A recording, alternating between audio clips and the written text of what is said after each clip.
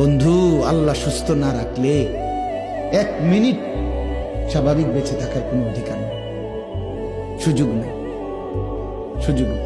সেদিন আমার 1 সপ্তাহ হয়, আমার বাসার পাশের এক ছেলে, 22-23 বছরের ছেলে, তাগড়া ছেলে, 23 বছর বয়স, চাঁদের মতো চেহারা তার, ফুটফুটে চেহারা, লম্বা সুন্দর চেহারা, একটা প্রাইভেট ইউনিভার্সিটিতে পড়ে।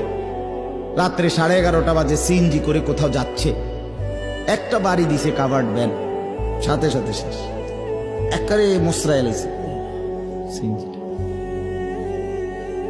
পরের দিন জোহরের পরে তার জানাজা হইছে, আমিও জানাজা পড়ছি। আমি বললাম,